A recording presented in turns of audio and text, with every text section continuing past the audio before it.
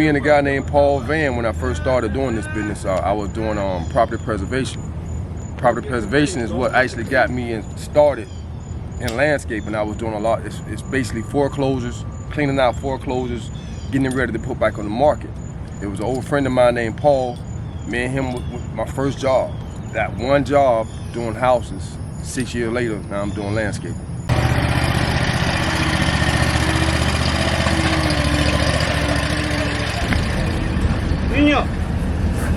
Run over it again, spray. Just spray much you can, stay there about an hour. And then go to 4-1, Shrimp Dock, Corin Street. I've been here about, like 2 years, 2-3 years now. Yeah, I done lost count, dog. Nigga put the water in. Jim, what you trying to steal? What you looking for? He ready to steal something. Don't come on our truck and trying to steal stuff, bro. I've been here for going on 4 years. So I know every property, know every person, seen every person. People came, people left. Jimmy been here before. Jimmy wasn't never that big. Jimmy was skinny. Hey. I've been knowing Kevin. My uncle used to work with Kevin Paul. He died. And that's who got me this job 3 years ago, and I've been here ever since. Come on. What a dolly? Ain't no dolly?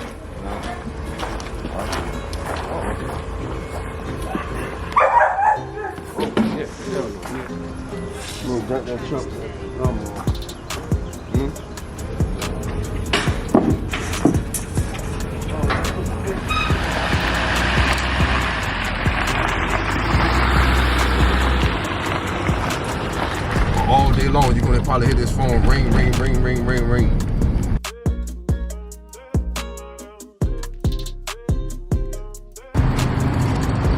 That's four days. Tony, my new supervisor. Now look, Tony here, childhood OG. He older than me. He's my new supervisor, but I don't know if he's gonna show up every day. He said he's gonna be here every day. Hey, you got a big knife or something? I got some giant elephant in the back cut back down the cut. I got the knife in that book. So, what's the reason of not cutting too low? Well, for one, it does that. It has a lot of clippings when you cut it low. And by rule, you're only supposed to cut 1/4 of the inch, 1/4 of the blade off. So basically, this is a grass blade. You really only supposed to take like 1/4 of it off. Really and truly. If you go down here, you're gonna stress it out, and that's when you start seeing the grass turn brown. Clean up. See, the lower you cut it, the more grass you cut, the more it's gonna sling out, the more you gotta blow. If you cut small, it's a quick cleanup.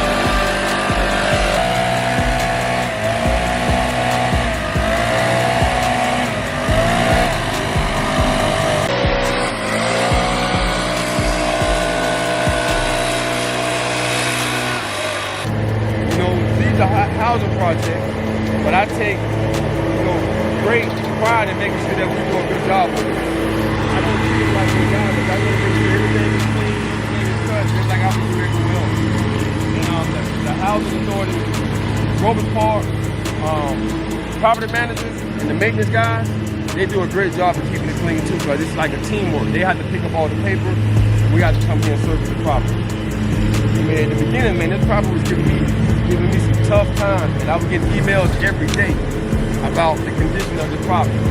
And then I just said, you know what, I got to come out here, I got to figure it out. And I'm able now to just maintain it and keep it at a good standard. Now I get praises. The property manager called me first and said, man, y'all guys doing a great job.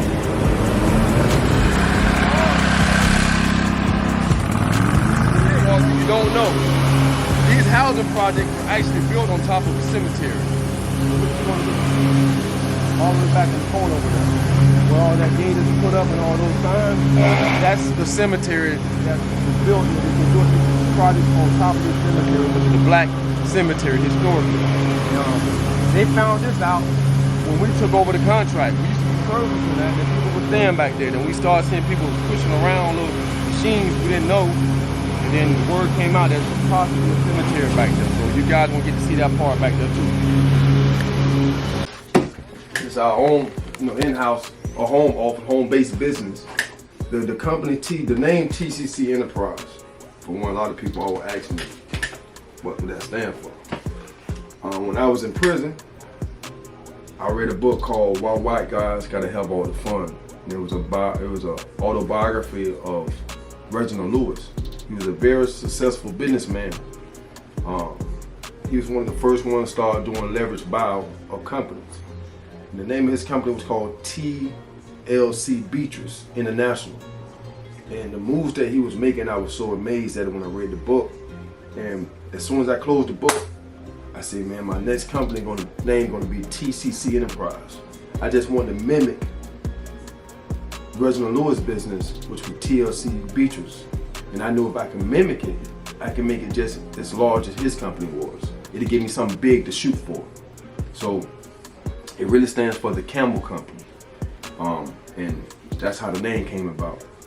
I didn't really know what I was gonna attach this name to. I just knew it was gonna be a business.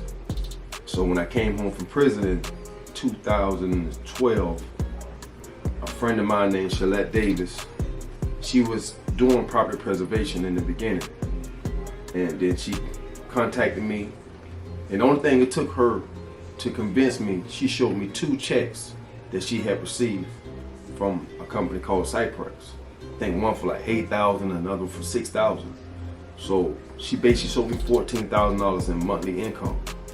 Once I seen that, I said, well, I can do it myself. And I started TCC Enterprise basically as a property preservation company. Over the years of us doing property preservation, we were very successful in it. I remember the one year we made like $200,000 just from doing foreclosures and maintenance and any other little work I could do on the side. But one thing happened with that. We had a new coordinator come in, and for some reason, he wasn't really feeling, I don't know what was going on, but it was some type of, something he didn't like about us. I don't know if it was previous, I don't know if he was trying to wipe out everything the previous coordinator did because we was her preferred vendor and he wanted to do something different. But he took a lot of my maintenance properties away. At that time I had 115 maintenance properties. Now let's do the math. I'm gonna do simple math for you. They paying me $32 per property and I got 100. So this every week. So I'm making $3,200 a week. We're going time to time 4. So I'm making like $12,800 residual income just for cutting houses every week, taking photos. That was income that I was looking for, not including the foreclosures that we're doing. So I'm getting 2 checks for that. He came in and he took all that away from me. He took the 100 and some maintenance properties away. So at that point, I lost $12,800 times 12. I lost like $153,000 for a year. That's what I lost. That's what he took from my company, $153,000 of income that I was receiving for a whole year. During that time frame, my business went from here all the way down almost to a rock bottom. Had to persevere through it, you know.